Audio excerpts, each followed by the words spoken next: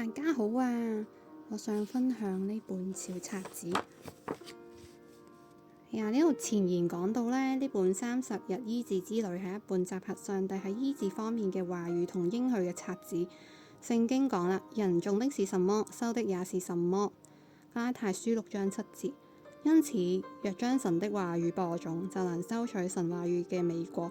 通過每日研讀經文、信心禱告同踐行冊子內容，思想就能更新轉化，進入真理，除掉壓制，病得醫治，得着活水湧流的豐盛生命。神是定義賜福給我們的。祝願這冊子的使用者，自己同身邊嘅人都經歷超自然嘅醫治，並得着屬天嘅健康。感謝主。榮耀歸上帝。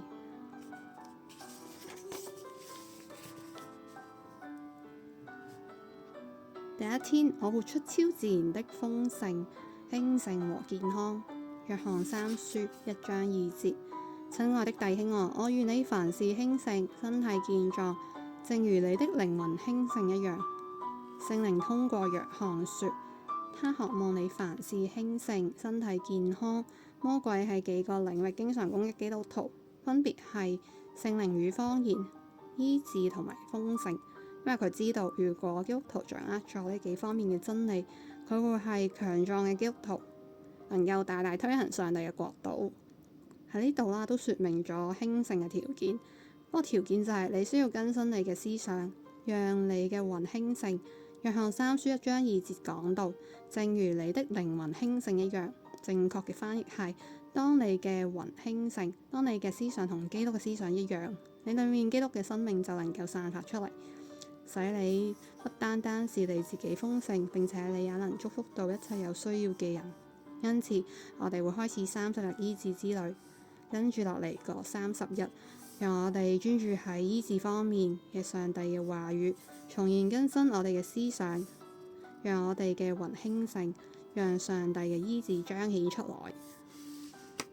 讓我們一同來奉耶穌基督嘅名宣告：我持續用上帝嘅話語更新我嘅思想，我使我嘅魂興盛，我拒絕一切同上帝話語相反嘅思想，我淨係思想上帝嘅好消息。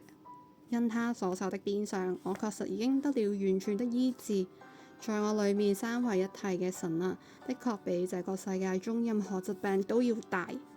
耶穌已經俾咗我權柄，踐踏蛇與蠍子，斷沒有任何東西能夠傷害我們。我用上帝的話語攻破一切思想裏堅固的營壘，攻破一切錯誤嘅教義，一切人嘅想法。我命令一切所有嘅想法同想像都馬上順服於基督思想。奉耶穌嘅名，我命令你同上帝嘅話語一致。我宣告我有基督嘅思想，我而家就會出超自然嘅興盛同健康。